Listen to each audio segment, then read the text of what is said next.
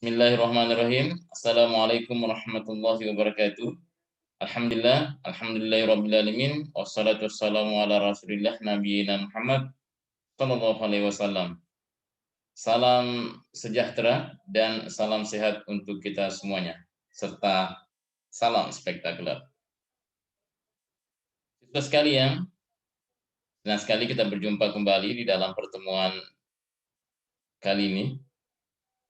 Pertemuan kali ini kita belajar melalui video yang Anda saksikan saat ini. Dan materi untuk kali ini adalah administrasi dan pemasaran dalam kegiatan usaha budidaya ikan hias. Siswa sekalian, saya beritahukan di tengah penjelasan nanti saya akan memberikan kuis. Jadi ada kuis pertama dan kuis kedua. Setiap kuis kalian berpotensi mendapatkan bintang 5. Setiap kuis kalian berpotensi mendapatkan bintang 5. Nah, siswa sekalian, kalian harus menjawab tercepat dan benar. 5 orang tercepat akan mendapatkan bintang 5 dengan syarat benar. Jika jawaban itu tidak sesuai dengan permintaan soal, maka akan berpindah pada komentar berikutnya atau peserta berikutnya. Baik, siswa sekalian, kita mulai saja. Administrasi dan pemasaran itu sangat dibutuhkan di dalam kegiatan usaha apapun, termasuk kegiatan usaha budidaya ikan hias. Nah, karena itu sebelum kita melaksanakan itu, kita perlu memahami apa itu sebenarnya administrasi. Ya. Administrasi. Secara umum kita administrasi adalah pengaturan surat-surat, pengarsipan, dan sebagainya. Kita menyimak dulu pendapat ahli. Menurut H. A. Simon, bahwa administrasi adalah suatu kegiatan dari satu kelompok orang yang mengadakan kerjasama untuk mencapai tujuan bersama. Jadi ada kegiatan yang dilakukan secara sama-sama dan ada tujuan yang ingin dicapai secara bersama-sama. Sedangkan menurut Profesor Dr. S. Prajudi Atmo Sidirjo, yang mengatakan bahwa administrasi adalah proses dan tata kerja yang terdapat pada setiap usaha. Proses. Karena proses ada langkah-langkah. Nah, beliau mengatakan apakah usaha kenegaraan, usaha swasta, sipil, militer, besar atau kecil, itu semua butuh administrasi. Nah, dari dua definisi ini, secara garis besar, administrasi diungkapkan sebagai suatu proses yang umumnya terdapat pada usaha kelompok negara, usaha kelompok yang dilakukan oleh negara, swasta, sipil atau militer, serta berbagai macam bentuk perkumpulan usaha untuk mencapai tujuan bersama. Nah, itu siswa sekalian. Mudah-mudahan bisa dipahami sampai di sini. Nah, kita ingin mengetahui bagaimana sebetulnya ciri-ciri administrasi itu. Ya. Nah, kalau berangkat dari pengertian yang kita bangun tadi, maka administrasi bisa diungkapkan memiliki ciri-ciri beberapa hal sebagai berikut. Satu, adanya sekelompok orang. Kelompok orang itu ya lebih dari satu, dua atau lebih. Dua bisa atau lebih daripada dua. Ya. Yang kedua, adanya kerjasama dari orang-orang tersebut di dalam satu kelompok yang sedang dibentuk. Adanya kerjasama. Karena Administrasi itu tidak berjalan baik kalau orang bekerja sendiri-sendiri. Ya. Nomor 3, ada tujuan yang ingin dicapai. Ada tujuan yang harus dicapai. Target, goal, ya, cita-cita itu yang ingin dicapai. Nah, kalau kita di sini target kita adalah kalian berhasil membuat sebuah konsep memelihara ikan hias. Nomor 4, adanya proses kegiatan usaha. Jika ada usaha, tidak ada prosesnya, langkah-langkahnya, tahap-tahapnya, proseduralnya, maka itu belum bisa disebut sebagai bagian dari orang yang melaksanakan administrasi. Nomor 5, adanya aspek bimbingan, kepemimpinan, dan pengawasan. Ya, orang-orang dalamnya harus dibimbing, diarahkan, diawasi. Ya. Itu ciri-ciri administrasi. Nah, selanjutnya, apa sih maksudnya, apa tujuannya administrasi itu diterapkan di suatu kegiatan usaha? Pertama, tentunya pemilik perusahaan dapat memonitor kegiatan dan pengendalian usaha. Dia melihat semua kejadiannya dan dia mampu mengendalikan usaha tersebut dari arah mana saja. Itu maksud dan tujuan. Yang kedua, pemilik perusahaan dapat mengamankan jalannya pelaksanaan kegiatan usaha. Dapat mengamankan jika terjadi suatu chaos, kerusakan, kekacauan di dalam kegiatan usaha. Dan tentunya berdasarkan data-data administrasi yang ada. Ketiga, pemilik perusahaan dapat mengevaluasi kegiatan-kegiatan usaha dengan catatan-catatan yang ada, laporan keuangan yang ada, dia bisa melakukan evaluasi kegiatan usaha tersebut. Kalau tidak laporan, tidak ada administrasi, apa yang kita mau buat evaluasi, ya kan? Nah, nomor 4, pemilik perusahaan dapat menyusun program pengembangan kegiatan usaha. Ah, ini betul sekali ini. Jika sudah dilihat rencananya, aksi, dievaluasi, lalu kita melihat bagaimana dia menyusun program pengembangan kegiatan usaha selanjutnya atau yang baru. Nah, saudara sekalian, yang kelima, agar perusahaan dapat menunjukkan adanya bukti-bukti kegiatan usaha. Administrasi itu sebagai bukti, alat bukti dari kegiatan usaha, catatan-catatan dan sebagainya, foto-foto, dokumentasi dan sebagainya, ya, video dan sebagainya. Itu. Nomor 6, pemilik perusahaan dapat mengambil sebuah keputusan dan pengembangan dan pengendalian usaha. Ya, diputuskan apakah dia dipecat, didenda dan sebagainya ketika melakukan pengendalian usaha.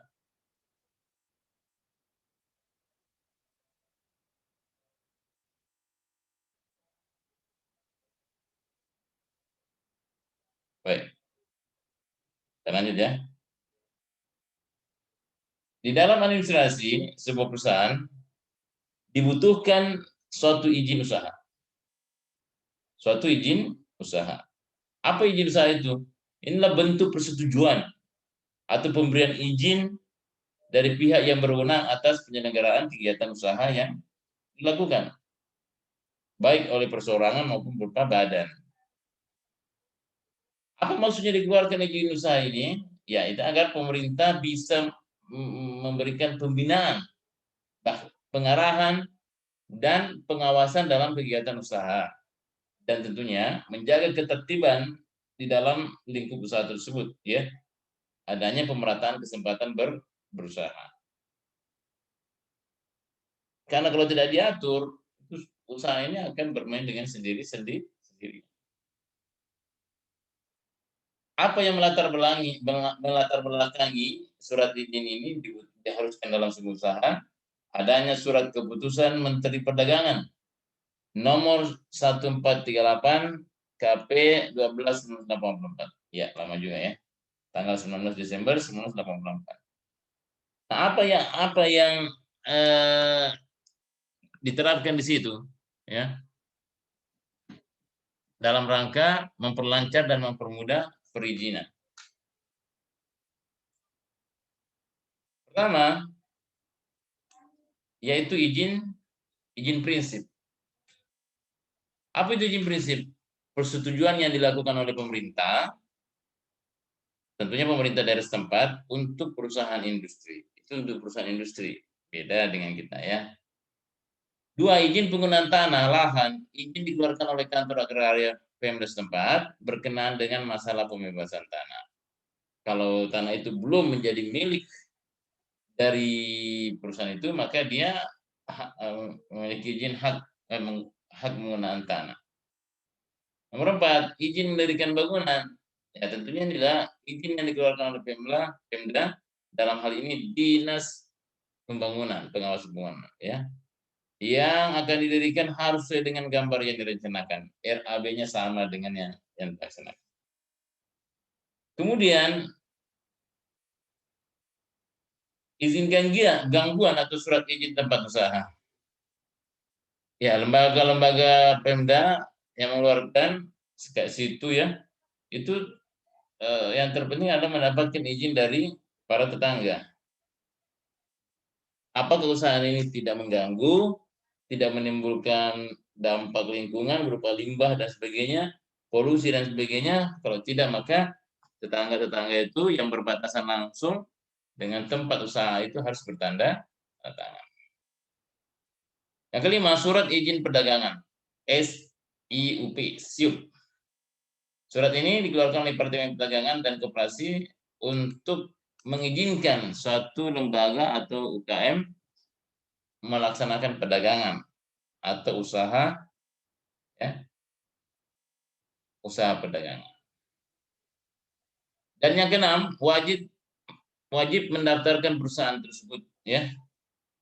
Suratnya sudah dikeluarkan tadi, SIUP, situ, lalu didaftarkan.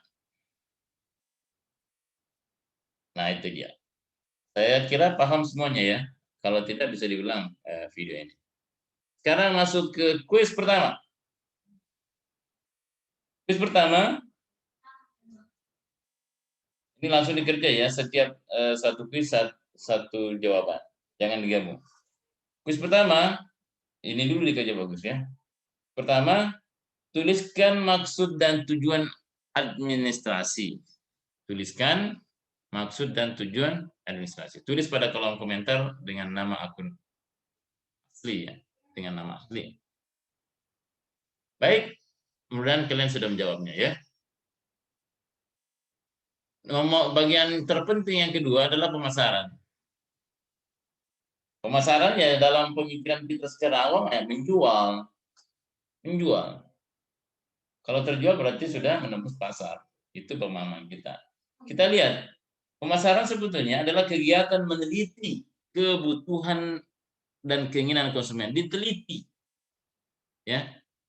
Kemudian menghasilkan barang dan jasa atau jasa. Kemudian penentuan harga, kemudian proses promosi, kemudian proses distribusi barang dan jasa atau produk tersebut. Ada suatu kegiatan yang mengusahakan agar produk yang dipasarkan itu dapat diterima dan disenangi oleh masyarakat atau pasar. Itu pemasaran. Ada beberapa aspek pemasaran yang bisa membantu kita sukses dalam memasarkan. Ya. Apa itu? Satu, marketing plan, rencana pemasaran.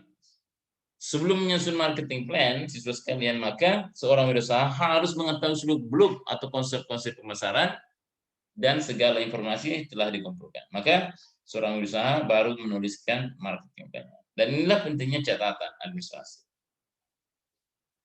Nah, untuk menyusun marketing plan, maka perlu kita mengulas pertanyaan ini, ya. Pertama, where have been. Yang kedua, where do we want to go.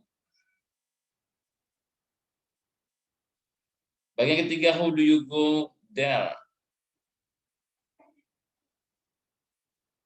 Nah, sesuaikan. Pertanyaan di atas perlu diidentifikasi dan dijawab dari mana kita berangkat, dari mana kita mulai. Itu harus diperhatikan latar belakang perusahaan ini gimana ya, kekuatan dan kelemahan perusahaan, bagaimana keadaan persaingan, serta bagaimana peluang dan kendala yang dihadapi. Nanti akan disinggung soal ini untuk analisis. Kemudian kemana arah yang dituju? Di sini perlu ditetapkan sasaran marketing atau masa yang akan datang. Sasaran marketing. Target penjualan kita itu kemana ya? Kemudian lalu bagaimana mencapai sasaran itu? Ya, how do we get there? Ya, di sini perlu ditetapkan strategi pemasaran. Mungkin juga perlu dilakukan penelitian pemasaran. Anggaran belanja perlu disiapkan untuk pelaksanaan kegiatan. Nah, sesuai sekalian, itu yang pertama. Yang kedua, menyusun, menganalisis ya dengan menggunakan SWOT analysis. Analisis SWOT ini metode perencanaan strategi ya untuk mengukur apa? Strength, weakness, kelemahan, kekuatan tadi strength, kelemahan weakness dan opportunities serta threats ancaman. Ya.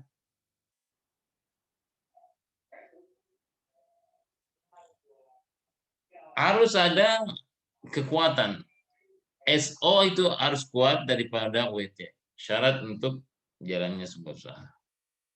Nomor 4, wirausahawan harus melaksanakan konsep pemasaran. Ya.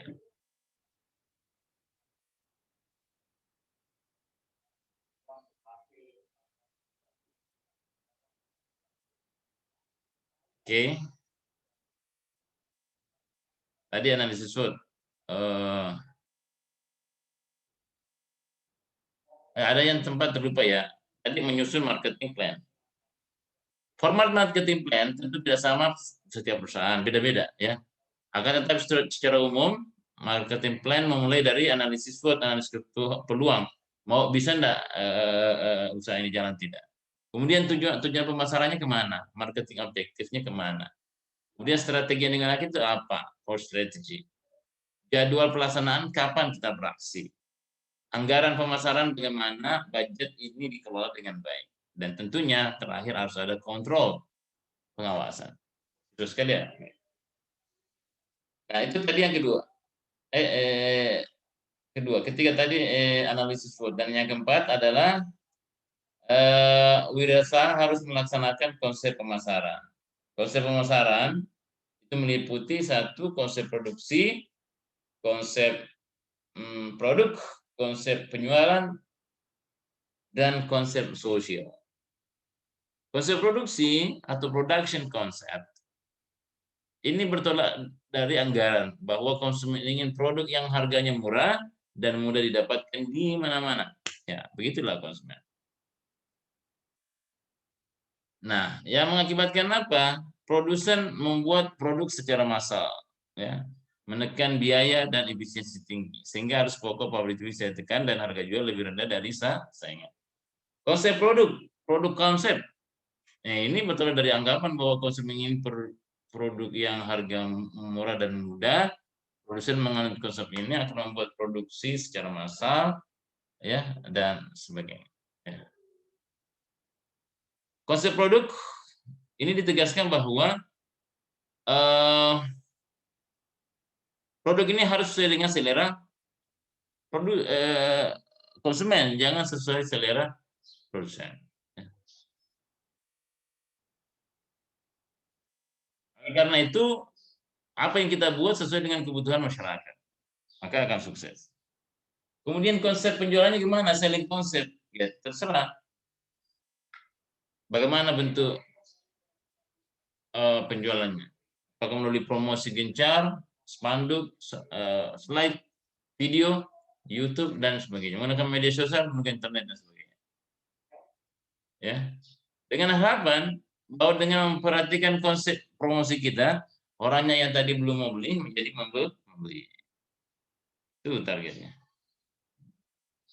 Kemudian konsep pasar ini, pasar yang kita gunakan pasar manual seperti biasa atau pasar online, ya kan? Ini bisa dipilih. Kemudian konsep pemasaran yang bersifat berwawasan sosial, social konsep, ya. Kenapa? Ini sebagai bentuk tanggung jawab sosial dan kemanusiaan sebuah perusahaan. Jangan sampai produk-produk yang kita hasilkan, yang kita buat, justru itu merugikan masyarakat sekitar. Merusak lingkungan, limbahnya dan sebagainya. Ya, jadi perhatikan dalam sebuah konsep wirausaha melaksanakan konsep pemasaran. Alhamdulillah, materinya singkat saja ya. Dan kita masuk ke sesi kedua. Pertanyaan untuk sesi kedua adalah, sebutkan aspek-aspek pemasaran yang dibutuhkan dalam budidaya ikan hias. Selamat ya, siswa sekalian, selamat menjawab. Silakan dikerjakan di kolom komentar. Setiap jawaban berbeda tempatnya, tentunya diawali dengan kalimat kuis 1 atau kuis 2 dan sebagainya ya. Terima kasih atas perhatian kalian semuanya. Mohon maaf atas segala kekurangan. Ya. Tetap sehat di rumah. Ya. Jaga kesehatan, taat pada orang tua dan taat pada protokol kesehatan. Sekian. Assalamualaikum warahmatullahi wabarakatuh. Salam spektakuler.